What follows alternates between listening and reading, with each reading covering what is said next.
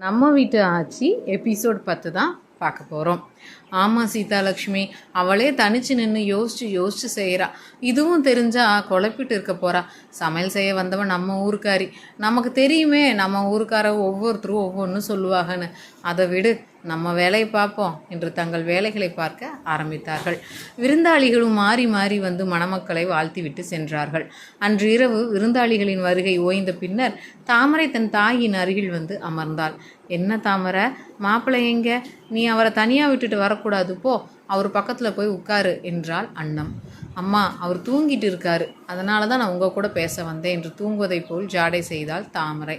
ஓ சரி தாமரை, உன் தோழி வாணி வந்திருந்தா போல, அவள் உடனே போயிட்டா. கலகலன்னு பேசுவா. இன்னைக்கு முகமே தெளிஞ்ச இல்லாமல் அமைதியாக வந்து உட்காந்து உடனே கிளம்பிட்டா. சாப்பிட கூட இல்லை தாமரை என்றாள் அன்னம். ஆமாம், அவளை போய் நாளைக்கு பார்த்துட்டு வரணும் அம்மா. பாவம், என் கல்யாணத்துக்கு முதல் நாள் என்னை பார்க்க வந்தபோது அவள் அக்கா வாழ்க்கை நினச்சி அழுதா.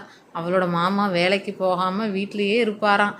இவள் அக்கா வேலைக்கு போய் அவங்க வீட்டில் இருக்கிற எல்லாரையும் பார்த்துக்குவாங்களாம். என்னமோ இப்போ அவங்க அக்காவுக்கும் முடியலையாம். அதுவும் கல் உடைக்கிற வேலை, பிள்ளை பெத்த உடம்பு வேற. அதான் வேலைக்கு போக முடியாமல் படுத்தாச்சுன்னு உடனே கொண்டு வந்து இங்கே வீட்டில் விட்டுட்டு போயிட்டாங்களாம் என்றாள் தாமரை. இதை கேட்ட அன்னம், என்ன சொல்கிற தாமரை, கல் உடைக்கிற வேலைக்கு அனுப்பி விட்டாங்க, வேறு வேலைக்கு போகலாமே அந்த புள்ள என்று கேட்டார். அவங்க அக்காவுக்கு அந்த அளவுக்கு படிப்பு இல்லைம்மா. அவங்க பாவம் வீட்டு வேலையெல்லாம் பார்க்க போயிருக்காங்க. அந்த அக்கா வீட்டுக்காரர் அவங்க வேலை பார்க்குற வீட்டுக்கு போய் வம்பு செஞ்சு சண்டை போட்டு அதையும் பொங்க வச்சுட்டாரு மனுஷன். அப்புறம் அவரை பற்றி நல்லா தெரிஞ்ச ஒருத்தர் தான் பாவம் பார்த்து வேலை வாங்கி கொடுத்துருக்குறாரு. அதுக்கு போயிட்டு இருந்தவங்க தான் இப்போது வேலைக்கும் போக முடியாமல் உடம்பு முடியாமல் படுத்தாச்சு.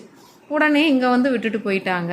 இப்போ அவங்க மகனுக்கு சொந்தத்தில் இன்னொரு பொண்ணு பார்த்து கல்யாணம் செஞ்சு வைக்க போகிறதா பேசுகிறாங்க போல்.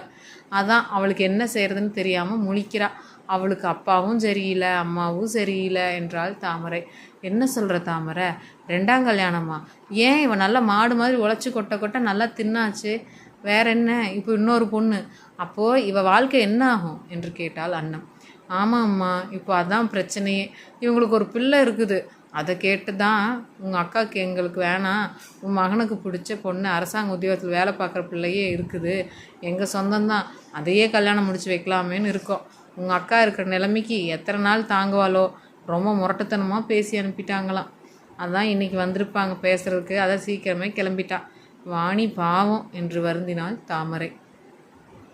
கடவுளே, இந்த உலகத்தில் நடக்கிற ஒவ்வொரு விஷயத்தையும் நினைக்க மனசெல்லாம் பதறுது. பாவம் அந்த பிள்ளை, அது வாழ்க்கை இப்படியாகும். எக்கேடோ உங்கள் அப்பா உங்களை படிக்க வச்சுட்டாரு தாமரை. இப்போது உலகத்தில் பெண் குழந்தைங்களுக்கு நகை சேர்த்து தரமோ இல்லையோ படிக்க வைக்கணும். இந்நேரம் அந்த பிள்ளை படிச்சிருந்தா ஏதோ படித்த படிப்புக்கு ஆன வேலையை போயிருக்கும். இப்படி கல்லுடைச்சி மாடாக உழைக்க வேண்டியதில்லை பாரு. சரி, நீ போய் படுத்து தூங்கு தாமரை, நேராச்சு. நாளைக்கு காலையில் நம்ம மாப்பிள்ளை கூட சொக்கம்பட்டி கோயிலுக்கு போயிட்டு வா, சரியா?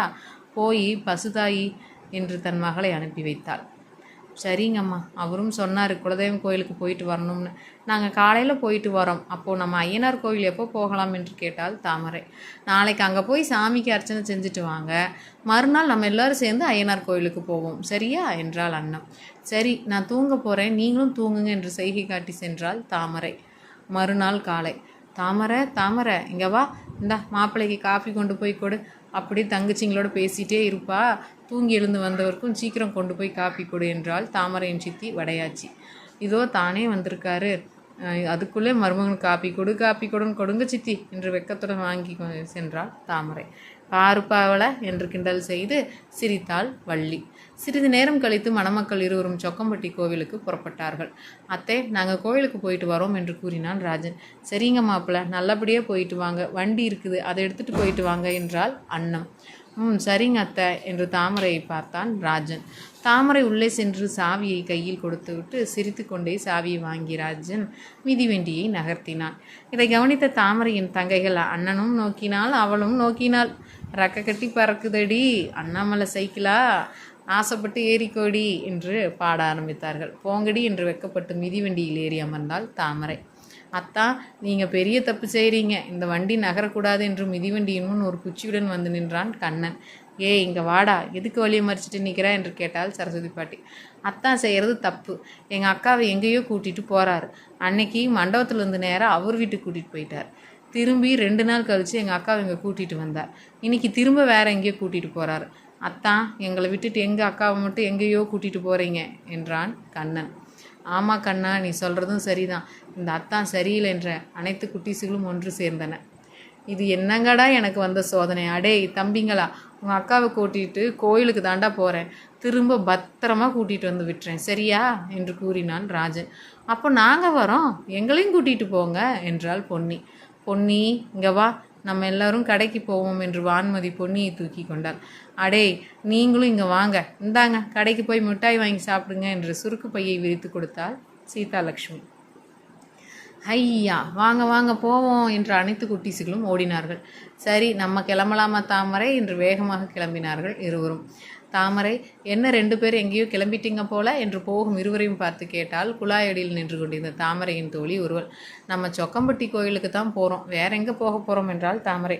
மாமா எங்கள் பொண்ணை பார்த்து பத்திரமா கூட்டிகிட்டு போங்க என்றாள் கூறினாள் அவள். ராஜன் எதுவும் பேசாமல் சிரித்து கொண்டே வண்டியை அழுத்தினான். ஒரு வழியாக சொக்கம்பட்டி கோவிலும் வந்துவிட்டது. தாமரை, கொஞ்சம் இறங்கிக்கோ, ஆற்றுக்கு அந்த பக்கம் போகணும், நான் வண்டியை தள்ளிட்டு வரவா என்று கேட்டான் ராஜன். சரி என்று இருவரும் இறங்கி வண்டி ஆற்றுக்குள் தள்ளினார்கள். யாரு, காந்தன் மகளா? இவர் தான் உன்னை கட்டிக்கிட்ட வரா தாயி? என்ன எங்கள் வீட்டு பிள்ளை இப்படி தண்ணிக்குள்ளே நடக்க விட்டு கூட்டிகிட்டு போகிறீங்க? காந்தன் சின்ன வயசில் இவளை இந்த ஆற்றுக்குள்ளே வரும்போது தோளில் தூக்கிட்டு தானே போவார் என்றால் அங்கே துவைக்க வந்து கிளவி. ஏன் பாட்டி நீ வேற சும்மா இரு என்றாள் தாமரை. அடியே இப்போ என்ன சொன்னேன்? உன்னை எப்படியெல்லாம் வளர்த்தாங்கன்னு சொன்னேன், ஆம்புட்டு தானே, சொன்னாதானே தெரியும். என்ன மாப்பிள்ள, இந்த கிளவி எதுவும் தப்பாக சொல்லிட்டேனா என்ன என்று கேட்டாள். இல்லை பாட்டி, இதில் என்ன தப்பு இருக்குது? சரி தாமரை, நான் தூக்கிக்கவா என்று சிரித்தான் ராஜன்.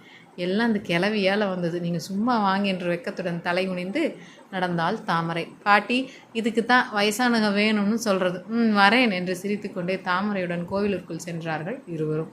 பூசாரியிடம் பெயரை சொல்லி அர்ச்சனை முடிந்த பின் அங்குள்ள இடத்தில் அமர்ந்து இயற்கை எழிலை ரசித்த வண்ணம் பேசி கொண்டிருந்தார்கள். சிறிது நேரம் கழித்து மீண்டும் வீட்டிற்கு செல்வதற்கு கிளம்பினார்கள். மிதிவண்டியில் சென்று கொண்டிருந்த போது திடீரென வன்றி காற்று இறங்கிவிட்டது. வண்டியிலேருந்து இறங்கி பார்த்த இருவரும், போச்சு வண்டி காற்று இறங்கிடுச்சு, இங்கிருந்து நடக்கணுமா? இங்கே பக்கத்தில் எதுவும் பஞ்சர் கடை இருக்கான்னு பார்ப்போம் வா தாமரை என்று கூறி இருவரும் நடந்து சென்றார்கள். என்ன தாமரை, ரொம்ப தூரம் நடக்க விட்டுட்டேனானா என்று சிரித்து கொண்டே கேட்டான் ராஜன். அதெல்லாம் இல்லை, அப்படியே மெதுவாக இயற்கை பார்த்துட்டு நடப்போம், அதிலும் இந்த குற்றால சாரல் வந்து விழுகிறது நல்லா இருக்கு தானே என்று கேட்டாள் தாமரை. குற்றால சாரலுக்கும் கொடைக்கானல் தூரலுக்கும் இல்லாத சுகம் உந்தன் வார்த்தையோ என்று பாடினான் ராஜன்.